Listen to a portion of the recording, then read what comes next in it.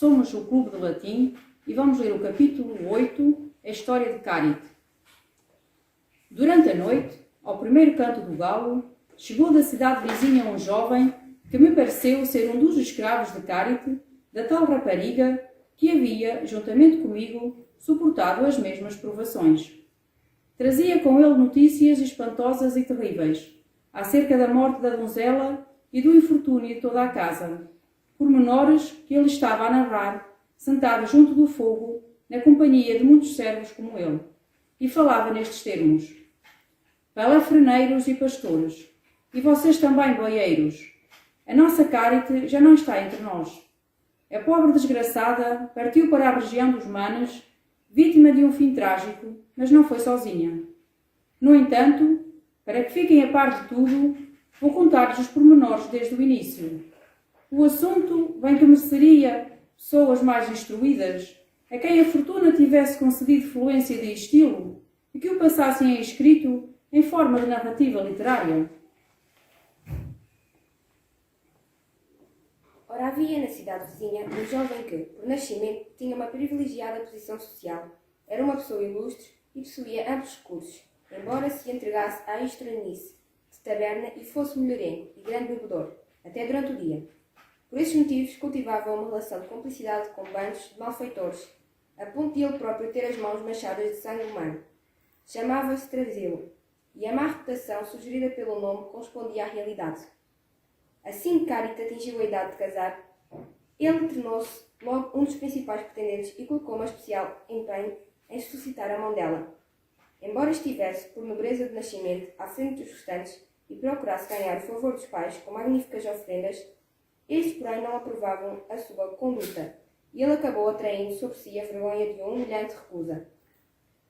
Enquanto a filha dos nossos patrões se tornava esposa do Pómulo, aquele continuava a alimentar com toda a firmeza um amor que o fizera tombar do alto, e assim, juntando ainda a indignação do pretendente preterido, buscava a forma de cometer um sagrento crime, quando, por fim, achou uma ocasião oportuna para ficar na presença do casal, dispôs-se a levar a cabo o crime, no qual havia longamente cogitado.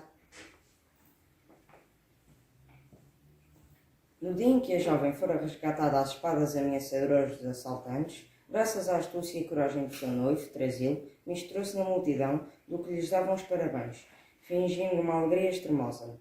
Mais ainda testemunhou nos recém-casados a alegria pela presente libertação e pela descendência futura, e assim para honrarem a sua pessoa uma família ilustre. Os noivos acolheram em nossa casa como a um dos hóspedes mais distintos, enquanto ele dissimulava os propósitos criminosos sobre a máscara de uma desvelada amizade. Em breve, as conversas assíduas, os encontros regulares e mesmo a partilha ocasional de uma refeição ou bebida faziam dele um amigo cada vez mais íntimo, até que, pouco a pouco, e mesmo sem se dar conta disso, ele se foi precipitando no ruinoso abismo da paixão por Carite. E onde está o espanto? A chama de um amor cruel, pequena de início, começa por nos deleitar com os primeiros calores, mas quando é alimentada pela intimidade, torna-se num fogo devorador cujas labaredas consomem por inteiros mortais. Havia já muito tempo que Trazilo remoía consigo mesmo o facto de não achar nenhum momento favorável a encontros clandestinos, pois via o acesso a amores adúlteros ficar cada vez mais vedado e percebera já que não conseguiria desfazer o sólido vínculo de um facto renovado e cada vez maior. Além disso, ainda que a jovem se mostrasse disposta a alinhar-se, posição de resto improvável, mesmo assim ela andava sempre rodeada por uma turba de guardas, facto que impressaria qualquer iniciação em furtos conjugais. No entanto, a obstinada atração do abismo impelia-o a buscar a consumação de um desejo impossível de realizar, como se realizável se ele fosse. E assim, o propósito, que de momento se afigurava um feito muito difícil de concretizar, parecia-lhe um facto cada vez mais fácil de alcançar, à medida que, dia após dia, o amor se fortificava. Vejam por isso vocês e prestem, por favor, toda a atenção ao ponto a que pode levar o ímpeto de uma furiosa paixão. Certo dia, Telepólemo saiu para a caça, acompanhado por Trasilo, com a intenção de seguir o rastro de feras selvagens, se é que se pode chamar feras às cabras de montanha. Com efeito, Cárite não permitia que o marido caçasse animais armados de presas ou de cornos. Em breve, chegaram a uma frondosa colina, sombreada por uma densa cobertura de ramos que ocultava também as cabras da vista dos caçadores. Largaram então os cães de caça, batedores de boa raça, com a missão de surpreender o bestiame acoitado no próprio covil. Fiéis às lições do engenhoso treino, eles dividem-se em partes e espalham-se de imediato, cercando todas as saídas. Depois, começam por emitir um rosnado contido, mas assim que lhes é dado o sinal, enchem tudo com a algazarra de seus ladridos dissonantes. Contudo, não é uma cabra que aparece, nem uma tímida corça, nem um cervo, o mais doce de todas as feras. Pelo contrário, é antes um javali enorme e de força nunca vista. Sob a espessa pele, avultam as pregas da musculatura. Tinham o couro iriçado de pelos espetados, o dorso hirsuto e repleto de cerdas pontiagudas, espumava da boca à medida que fazia ranger as presas. Exibiam os olhos de aspecto ameaçador que pareciam lançar fogo, e as temíveis investidas da sua boca fremente davam a todo ele um ar de relâmpago. Em primeiro lugar, desferindo golpes de mandíbula de um lado e de outro, estripou e matou os cães mais afoitos, que se atreveram a seguir-lhe o rastro de perto. Depois, espezinhou a frágil rede, tinha travado as suas primeiras investidas e passou através dela. Quanto a nós, ficámos todos varados de medo e, além disso, como estávamos acostumados a caçadas inofensivas, andávamos sem armas e meios de defesa, pelo que nos escondemos sob a proteção da folhagem ou atrás das árvores. Trasilo, porém, ao ver que a ocasião era favorável à sua dolosa traição, dirigiu-se a Telepólemo com insidiosas palavras. Por que motivo ficámos nós tão atarantados pela surpresa, ou dizendo melhor, por um receio infundado, como se estivéssemos abatidos pelo mesmo terror destes escravos ou subjugados por um receio próprio de mulher, e deixámos escapar-nos das mãos uma presa magnífica? Porque não montamos antes nos cavalos e tratamos já de lhe dar da caça? Toma lá este venábulo, que eu levo esta lança.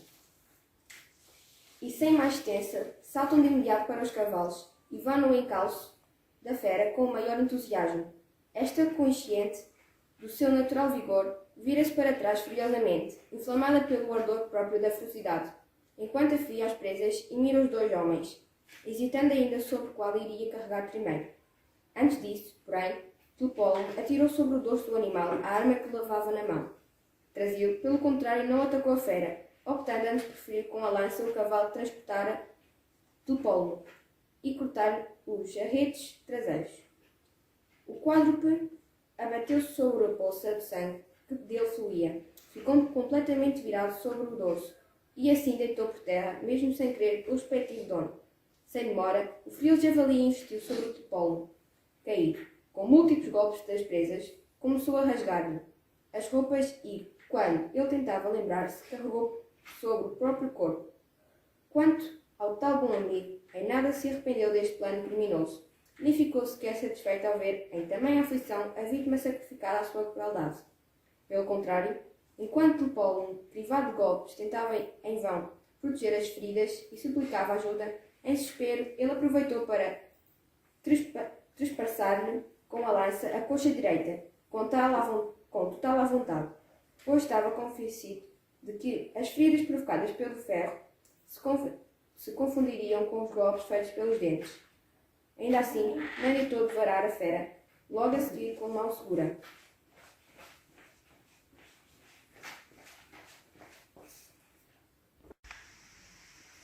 Contudo, estas palavras não tomaram Trasilo mais por dentro, o qual, de resto, não tendo obtido ao menos algum reconforto com uma promessa a termo certo, continuou da mesma forma a pressioná-la, com os incômodos sussurros da sua impertinente boca. Por fim, fingindo-se convencida, Carit retorquiu: em todo o caso, é necessário que me concedas ao menos um favor, que te peço com grande empenho. Trasilo: que, para já, os nossos encontros permaneçam em segredo e sejam clandestinos. Que nenhuma das pessoas da casa se aperceba de nada, até decorrerem os dias que faltam para completar o ano de luto. Vencido, Trasilo sucumbiu à faliciosa promessa da mulher e aliou, cheio de entusiasmo, neste relacionamento furtivo.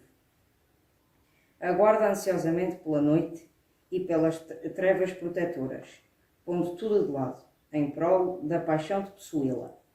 Ainda assim, acrescentou Carit: faz por vires o mais coberto possível e sem qualquer pessoa a acompanhar. Por altura da primeira vigília, acerca-te em silêncio da minha porta e assobia uma única vez. Depois, aguarda por esta minha ama, que se encontrará como a mão no ferrolho, vigilante, à tua espera. Mal ela te houver aberto as portas e feito entrar dentro de casa, irá conduzir-te até ao meu quarto, sem a cumplicidade de nenhuma luz. Agradou a Trasilo a encenação destas núpcias, que acabariam por causar-lhe a morte.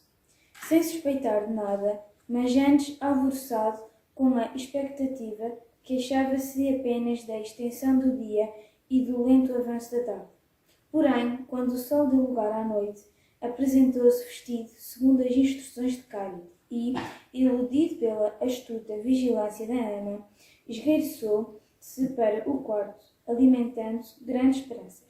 Então, a velha, de acordo com as ordens da senhora, desfez-se em desvelos para com ela e a socapa com os cálices do vinho. Traz também um jarro que continha um suporífero misturado com a bebida. Ele ingeriu vários copos de seguida, avidamente e sem qualquer suspeita, tendo a ama justificado a demora da senhora, com a desculpa de que ela se encontrava sentada à cabeceira do pai, o qual estava doente, e assim o sepultou facilmente no sono. Nesse momento, ao vê-lo estirado ao comprimido e vulnerável a qualquer ataque, a velha ama faz entrar Carit, que até tremia, dominada como estava por uma audácia viril e por uma raiva imensa. Quando se encontrava já sobre o assassino, dirigiu-lhe as seguintes palavras: Aqui está o fiel companheiro do meu marido. Aqui está o caçador excelente. Aqui está o meu querido esposo. Foi esta a mão que verteu o meu sangue. Foi este o peito que meditou pérfidas intrigas para a minha perdição. Foram estes os olhos a quem eu agradei, para a desgraça minha. Olhos que, prevendo as trevas que os hão de cobrir, antecipam já a punição futura. Dorme em paz, tem bons sonhos. Não vou atacar-te com o gládio nem com o ferro. Longe de mim a ideia de te igualar ao meu marido, com um tipo de morte semelhante à dele. Irás continuar vivo, mas os teus olhos perecerão, de maneira que nada verás, a não ser em sonhos. Zelarei para que o assassínio do teu inimigo te pareça um desfecho preferível à tua vida. A luz não irás, pela certa, novamente contemplar. Vais necessitar da mão de um companheiro como guia. Não possuirás Carit, não desfrutarás das núpcias, não descansarás na paz da morte, nem gozarás os prazeres da vida. Pelo contrário, hás de andar errante, como fantasma desassossegado, entre as trevas do orco e o brilho do sol. Hás de procurar sem descanso a mão que te arrancou as pupilas e, oh, que a miséria extrema na provação! Não saberás mesmo de quem te deves queixar. Quanto a mim, farei com o sangue das tuas vistas uma libação ao sepulcro do meu Teopólemo, e procurarei desagravar os seus manes sagrados com esses olhos.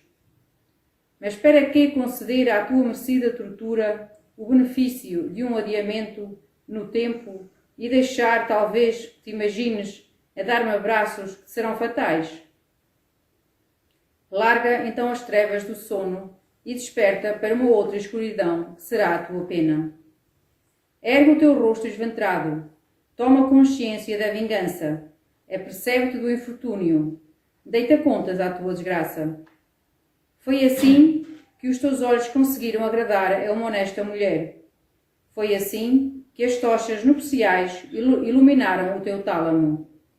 Terás as fúrias vingadoras por madrinhas de casamento, e por companhia a cegueira e o aguilhão de um remorso eterno. Depois de dizer-lhe estas vaticínios, a mulher retira da cabeça a agulha de prender o cabelo e fura ambos os olhos a trazê-lo, privando-o por completo da visão, enquanto uma dor desconhecida lhe dissipava a embriaguez e o sono. Agarra então no gládio que Teopólemo costumava trazer à cintura, retira-o da bainha, lança-se em furiosa correria pela cidade fora, levando sem dúvida em mente não sei que interno criminoso e dirige-se diretamente ao sepulcro do marido. Quanto a nós e a todo o povo, esvaziámos por inteiro as casas e apressámos-nos a ir no encalço dela, ao mesmo tempo que procurávamos exortar-nos mutuamente e retirar da lâmina das treslocadas mãos. Carite, porém, firmou-se em pé junto do esquife do Teopólemo e servia-se da espada resplandecente para manter cada um de nós à distância. Quando se apercebeu das lágrimas abundantes e das lamentações várias de todos os presentes, disse: Parem com essas lágrimas inoportunas, parem com esse luto contrário às minhas valorosas ações. Acabei de vingar-me do cruel assassino do meu esposo, acabei de punir o usurpador que trouxe à morte as minhas núpcias. Já chegou a altura de, com este gládio, buscar a via que me conduza para junto do meu Teopólemo. Depois de narrar na sequência de vida e em pormenor, quando lhe havia sido revelado em sonhos pelo marido, e ainda a forma astuciosa como enganara a apanhar a trazê-lo, cravou a lâmina sobre o seio direito e tombou por terra. Debateu-se ainda no próprio sangue, balbuciou umas derradeiras palavras de sentido incerto e exalou por fim ânimo viril. Então, os amigos mais próximos da desafortunada Carite trataram de fazer, com todo o cuidado, as abluções ao corpo. E, depois de o juntarem a ambos numa sepultura comum, devolveram ao marido a sua eterna esposa. Quando Trasilo se inteirou de todo o sucedido, não conseguiu encontrar a saída apropriada para a desgraça presente, e não se recorrendo a uma nova desgraça. Por isso, convencido de que a morte pela espada não bastaria para expiar tamanho crime, fez-se conduzir de espontânea vontade até ao mesmo sepulcro. Uma vez no local, pôs-se a gritar repentinamente: Aqui tendes, hostis manos, uma vítima que se apresenta pelo próprio pé. Em seguida, fechou atrás de si as portas, com todo o cuidado determinado, por decisão sua, a eliminar a fome, uma existência condenada. Tal foi o relato feito pelo escravo, interpretado por longos suspiros e às vezes até por lágrimas, que comoveu profundamente os camponeses.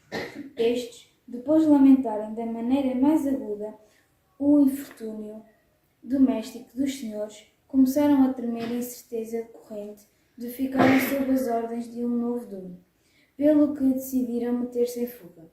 Em consequência, o responsável pelos cavalos, a cujos cuidados já fora confiado com as maiores recomendações, atirou para cima do meu dorso e para o dos outros jumentos todas as coisas de valor para que se encontravam guardadas na cabana, e com este despojo se apertou da antiga morada.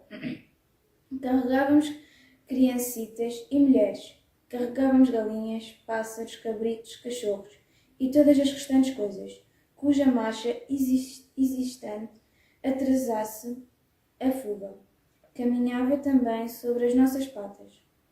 Quanto a mim, nem me afligia o peso da carga, embora fosse enorme, pois até encarava com agrado uma fuga que me permitia deixar atrás o destável sujeito que me queria capar a viralidade.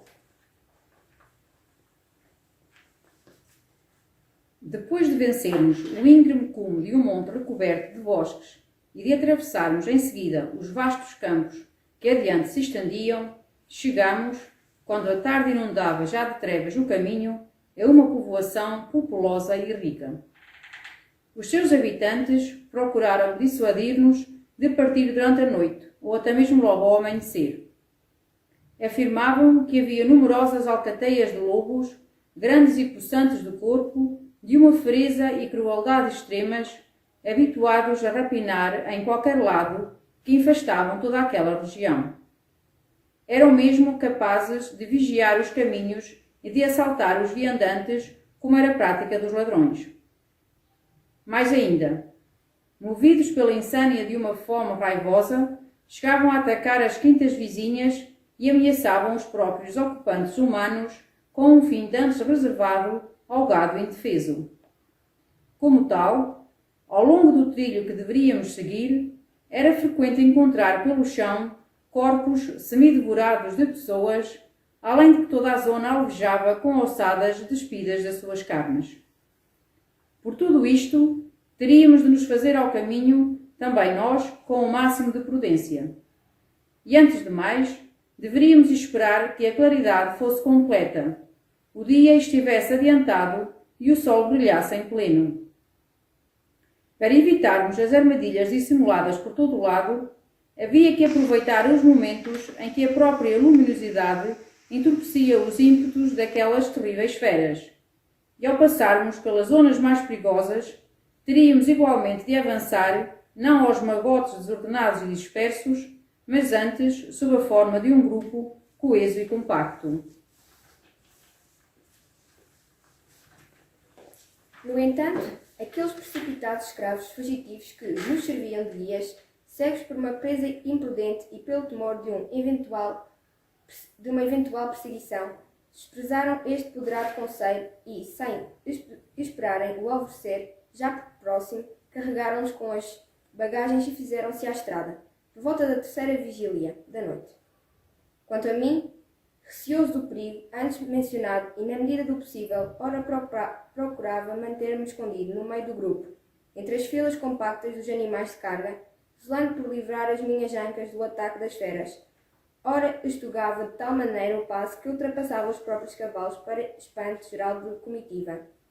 Contudo, uma tal ligeireza não era indício de entusiasmo, mas, antes do medo, de facto, pensava cá para mim que o famoso Pégaso se tornava alado devido mais ao pânico do que a outra coisa, e por isso a tradição tinha motivos para apresentá-lo com asas, pois ele havia-se lançado nas alturas e saltado até aos céus, precisamente por receio de mordeduras da quimera, o monstro lança-chamas.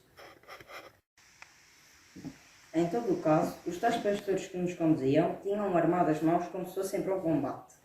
Um levava uma lança, outro um venábulo, um terceiro uns dardos, outro ainda um bastão, e alguns tinham mesmo pegado em calhaus, que o carreiro pedregoso fornecia em abundância. Havia ainda quem trouxesse estacas bem afiadas. Embora a maioria procurasse espantar as feras com a luz de tochas a arder, em boa verdade, estava a faltar apenas uma tuba para nos dar o aspecto de uma formação de combate. No entanto, porque ficámos tomados por aquele receio escusado e bastante inútil, acabámos por cair numa armadilha de longe. Bem pior, com um efeito, fosse talvez por temor de um estrépito suscitado por aquela juventude apinhada, ou mais provavelmente por receio da luz forte das tochas, ou ainda por terem ido a cometer outras paragens. O certo é que nenhum lobo nos atacou, nem tampouco se deixou ver, mesmo ao longe.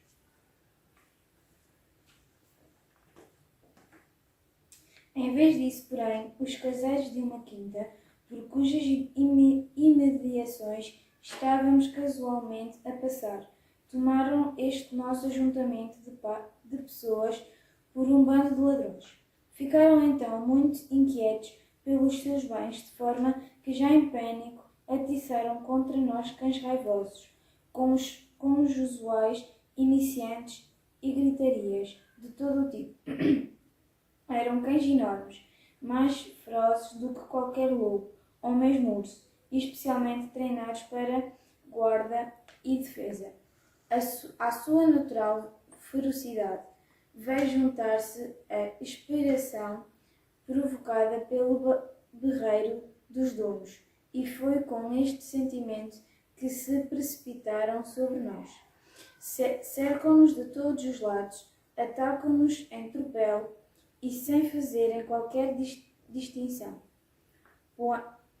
Põem-se a morder tanto bestas como homens, de maneira que, decorrido algum tempo sobre a investida, já a maior parte de nós se encontrava prostrada por terra. Na verdade, caramba, dir-se-ia que o espetáculo que tinha diante dos olhos era bem menos digno de memória do que de comiseração.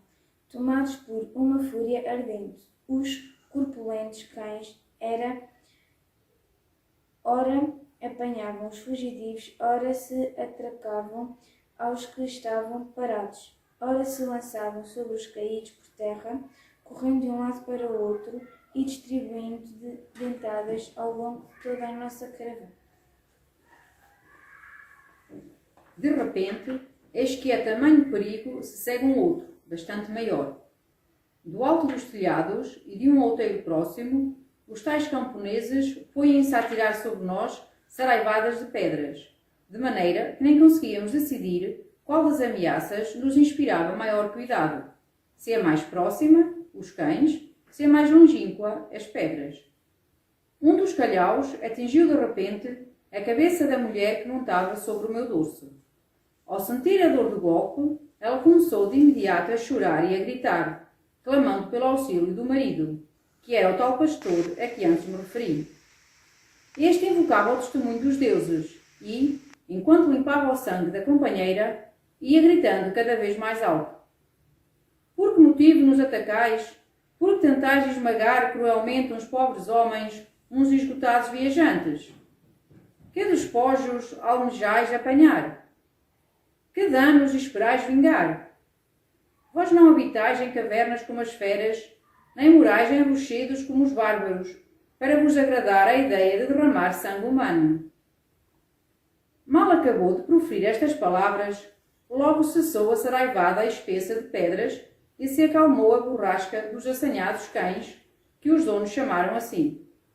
Por fim, um deles exclamou, bem na crista de um cipreste: Nós não somos ladrões, à cata dos vossos despojos, mas antes nos estamos a defender de semelhante flagelo vindo das vossas mãos.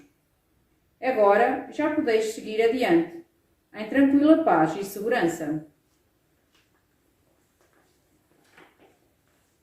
Assim falou.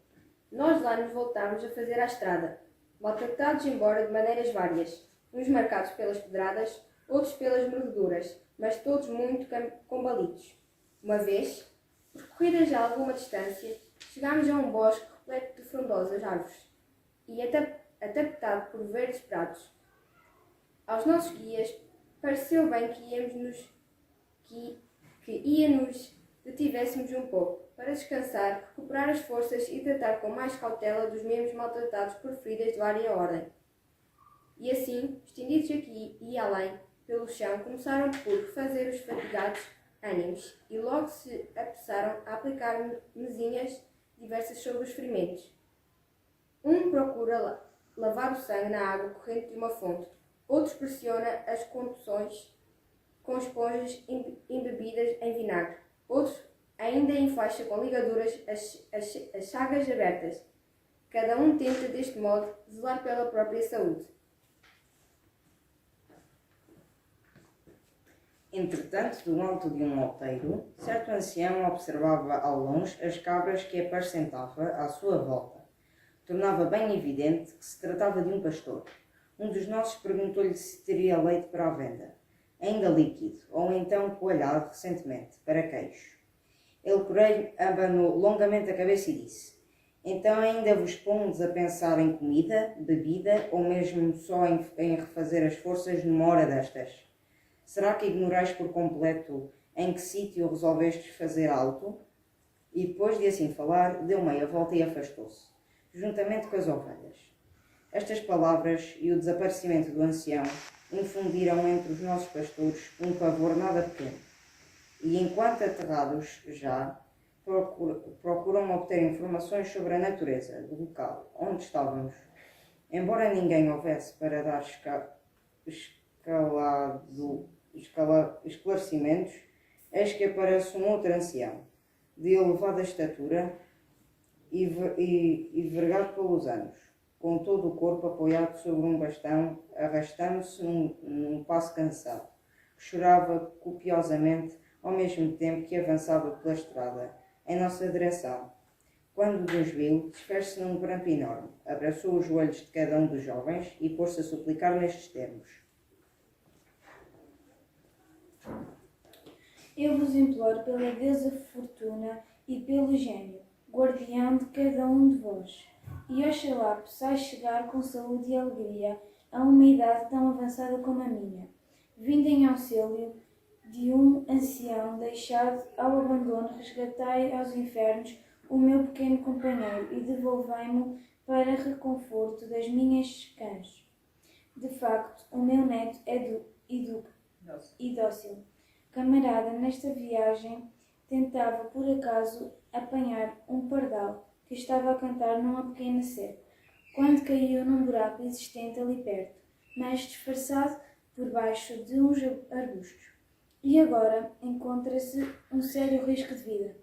Com efeito, a avaliar pelo choro e pela sua voz, que não a cessa de chamar o avô, deduzo que ainda estará vivo, mas bem velhos, pelo esgotamento físico deste corpo, que eu não consigo prestar-lhe auxílio.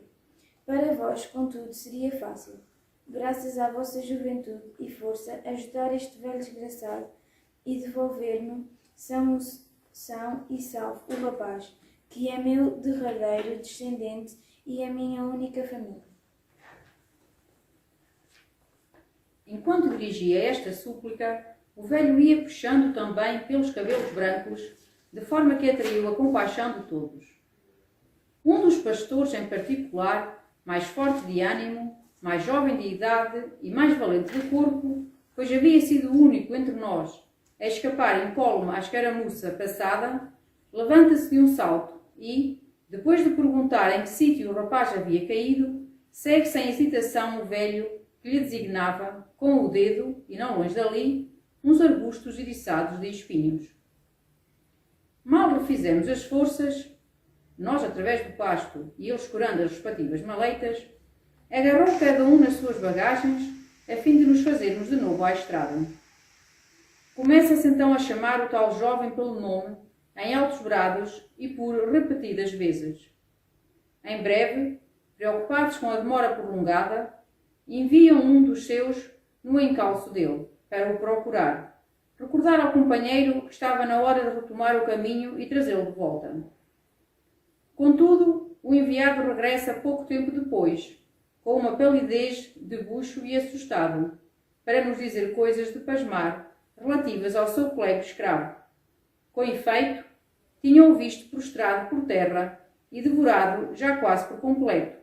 Em cima dele estava um dragão enorme que o comia. Quanto ao velho desgraçadinho, em parte alguma deu com ele. Ao tomar conhecimento destes pormenores e ao estabelecer a relação com as palavras do tal pastor, que aludia certamente e sob a forma de ameaça ao cruel habitante destas paragens e a ninguém mais, a comitiva deixa para trás esta região maldita e, para fugir de lá, estuga ainda mais o passo, obrigando-nos a andar à força de contínuos golpes de fora. Depois de havermos percorrido um longo trajeto, em marcha forçada, chegámos a uma povoação onde repousámos durante a noite inteira. Nessa localidade tinha sido cometido um crime absolutamente digno de memória e que eu desejaria relatar. Era o caso de certo escravo, a quem o senhor confiaria o controle de toda a criadagem e que administrava a extensa propriedade na qual ficáramos alojados. Ele tinha como esposa uma companheira que estava ao serviço na mesma casa, mas andava abraçado de amores por certa mulher de condição livre e que era de fora. Espicaçada pelo aguilhão da dor provocada pela traição conjugal, a esposa lançou fogo aos registros do marido, destruindo-o por completo, bem como tudo quanto estava guardado no armazém. E não satisfeita com a vingança que um tal prejuízo trazia à afronta recebida no seu leito, virou a cólera contra as próprias entranhas, atou uma corda ao pescoço e juntou no mesmo laço a criancinha que a concebera do marido, há algum tempo atrás. Em seguida, precipitou-se de um poço profundo, levantando consigo o pequenino. O patrão ficou profundamente afetado por esta dupla morte. Agarrou então o servo, cuja luxúria tinha sido a causa de tamanho crime, mandou despiu-lo e untá-lo por completo com mel, atando-o depois solidamente a uma figueira. O seu tronco, carcomido, servia de morada para as formigas, que ao constituírem os ninhos, fervilhavam de um lado para o outro, saindo em jogos por múltiplas reentrâncias. Mal elas se aperceberam do doce cheiro a mel espalhado pelo corpo, logo se entranham profundamente nele, com as suas pequenas, mas inúmeras e insaciáveis mandíbulas. Desta forma, o termo de um prolongado tempo de tortura e depois de lhe corroerem os músculos e as próprias entranhas, consumiram o sujeito e limparam os membros, a ponto de apenas as ossadas, despojadas por completo de carne, resplendecentes de intensa bracura, ficarem agarradas à funesta árvore.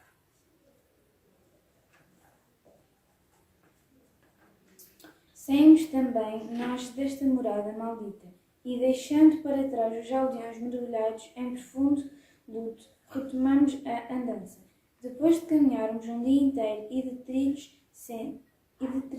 trilharmos sendas por descampados, chegamos a uma populosa e ilustre cidade, prostrados já pelo cansaço. Os pastores decidiram estabelecer nela o seu lar e morada permanente, por lhes parecer que garantia em refúgio seguro, mesmo contra as buscas mais alargadas, além de que os atraía ainda a abundância de trigo e a facilidade em obter provisões. Por conseguinte, e ao longo de 3 dias deixaram as bestas de carga recompor-se do cansaço para garantirem um melhor preço.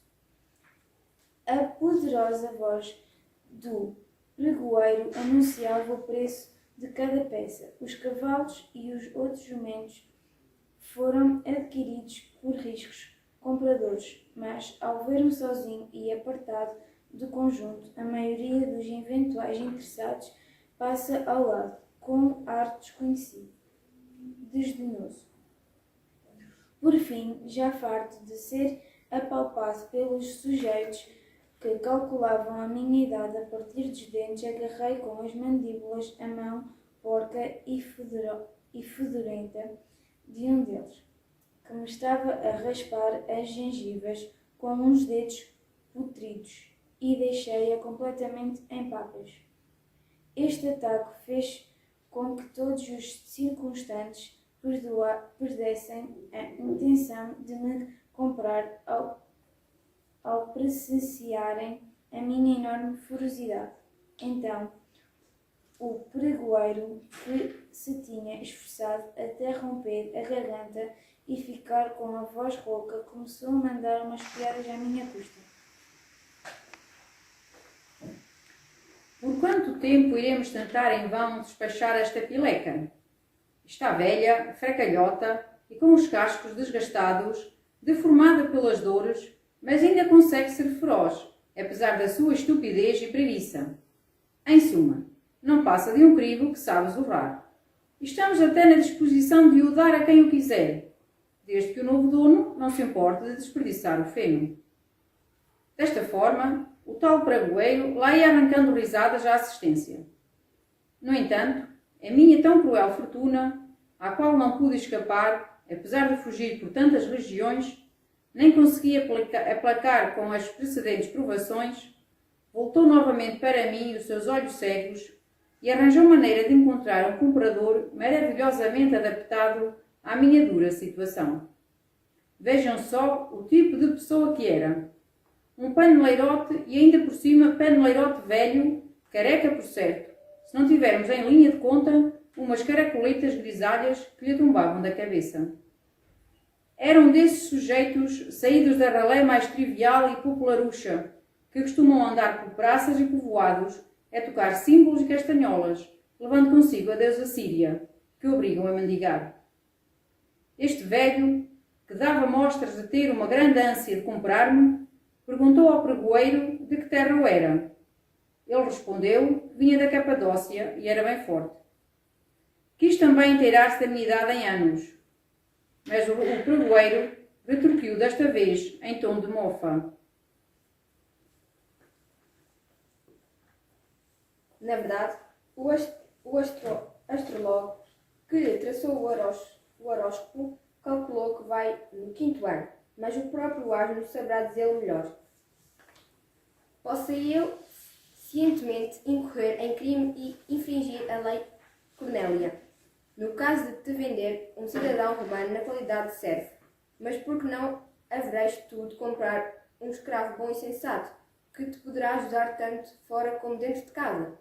Ainda assim, o odioso comprador não desistia de fazer pergunta atrás de pergunta, até que o interrogou, com um grande interesse, cerca da minha mansidão. Tens diante de ti um borrego, não um burro, respondeu o pregoeiro. Dócil para o teu serviço, não morde nem dá coice, e até seria mesmo caso para dizer que, debaixo do couro deste burro, habita uma pessoa de bom caráter. E não é muito difícil de comprovar o que eu digo. De facto, se enfiares a cara entre as coxas dele, verás facilmente e por ti mesmo a grande paciência de que ele é capaz. Era assim que o pregoeiro gozava com a cara do desbragado velho.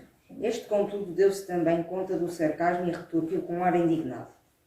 Olha aí, seu cadáver surdo e mudo, que só sabes apregoar maluqueiras. Oxalá a deusa Síria, a omnipotente Mãe Universal, e o santo Sabásio e Bolona e a mãe que habita no Ida, com os seus Atis, e a senhora Vênus, com o seu Adonis, te causem-se a cegueira, por me estares a atacar a um pedaço com chalaças de chucarreiro.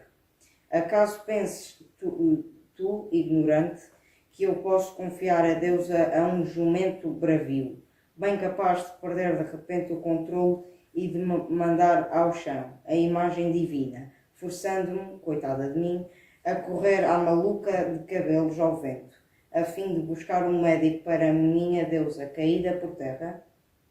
Ao ouvir tal arrenga, eu já pensava em me desatar subitamente aos saltos, que nem um possesso, a fim de que o sujeito, ao ver-me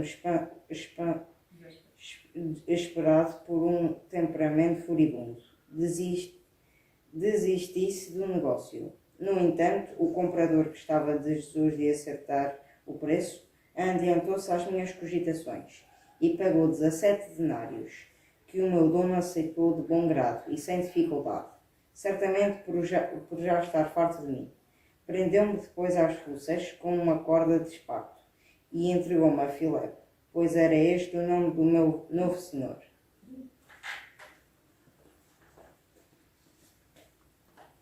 Ele tomou então a seu cargo o serviçal noviço e levou-o para casa.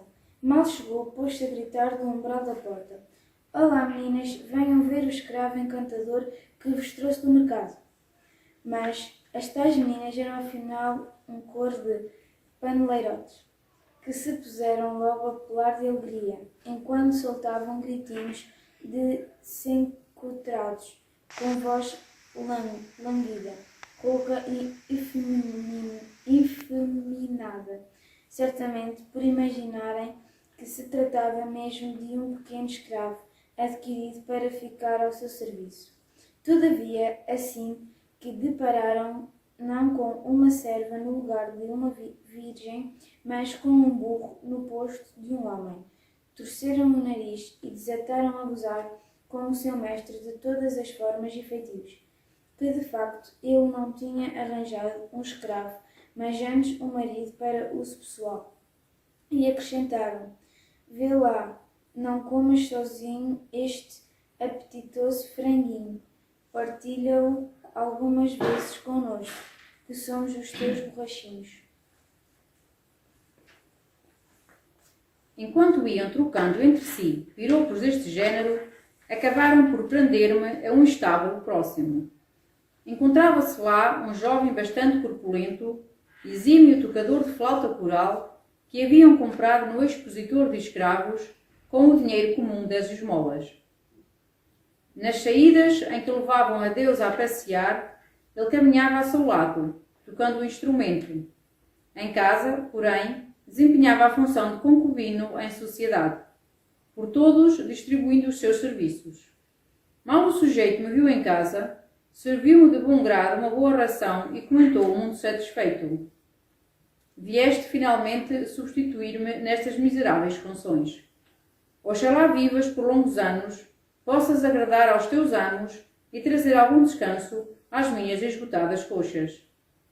Depois de ouvir tal comentário, comecei logo a fazer uma ideia das minhas futuras provações. No dia seguinte, todos envergam roupas multicolores e trata cada um deles de se maquilhar de forma horrorosa. Besuntam a cara com uma pintura argilosa, retocam artisticamente os olhos e saem, vestidos com pequenas mitras e roupagens cor de açafrão, feitas com panos de linho e de seda.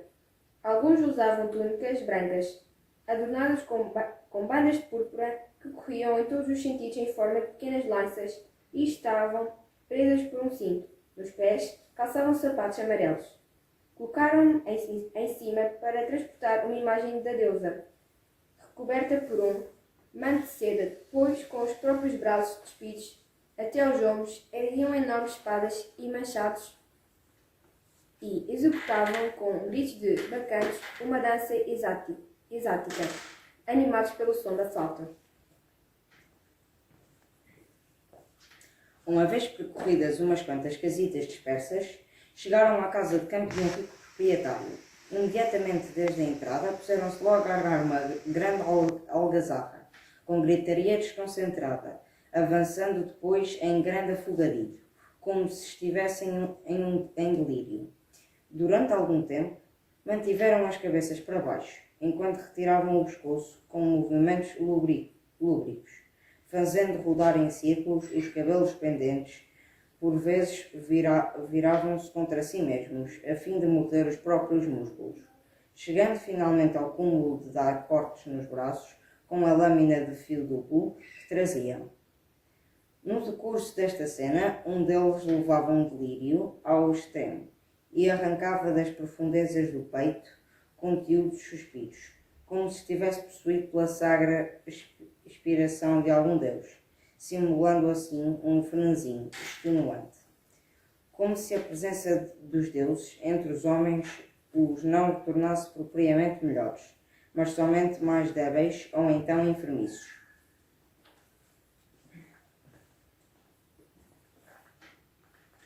Mas é ver agora a forma como a divina providência o agraciou como uma recompensa à altura do respectivo mérito.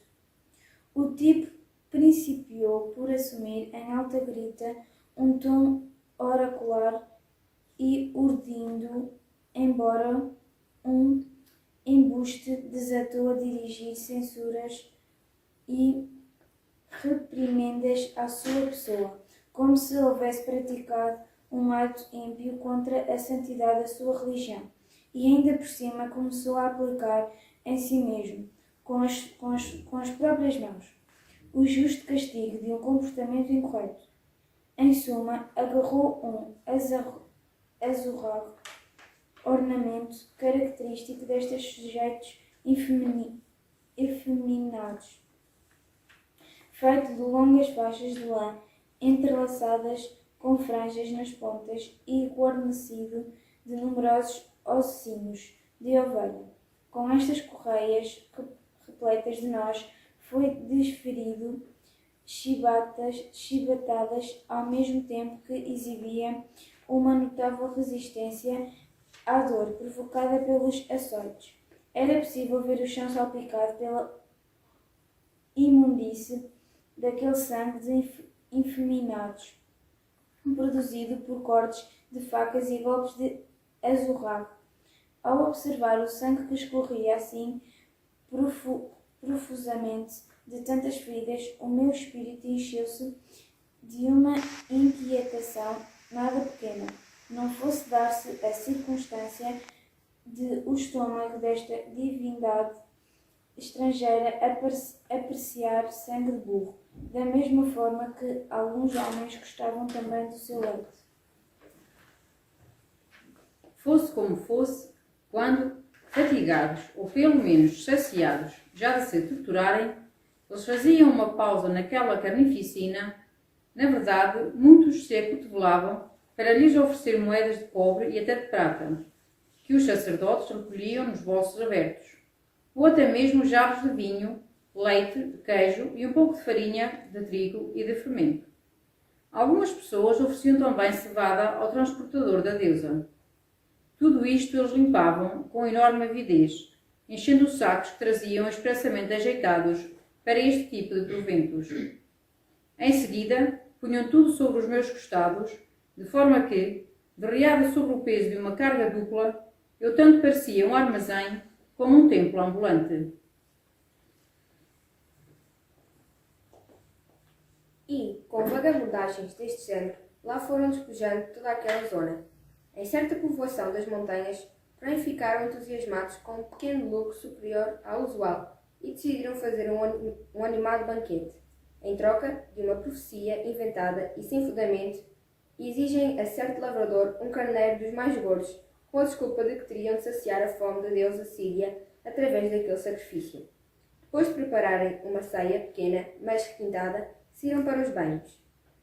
Ao regressarem de lá, bem lavados, trouxeram consigo um vigoroso Campónio, como convidado para jantar. Expressamente escolhido graças à excepcional capacidade das suas coxas e baixo ventre. Começaram por provar uns quantos legumes de entrada. Então, e mesmo antes da refeição propriamente dita, estes porcos desavergonhados, abraçados por uma coceira indescritível, lançaram-se nos maiores excessos e desaprovações de uma paixão contrária à natureza. Cercaram o jovem por todos os lados, despiram-lhe todas as roupas, deitaram-no de costas e puseram-se a assediá-lo com as suas arqueosas bocas. E porque os meus olhos não suportavam assistir por mais tempo o tal abuso, tentei gritar: socorro, cidadãos!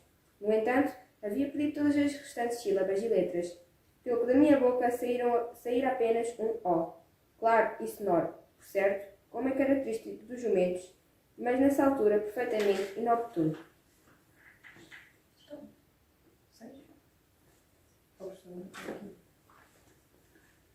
Na realidade, proveniente de uma aldeia próxima, andava um magote de jovens à procura de um burrito que lhes havia sido roubado a coberto da noite e, por isso, revistavam com muito cuidado todas as albergarias. Ao escutarem o mouzuro no interior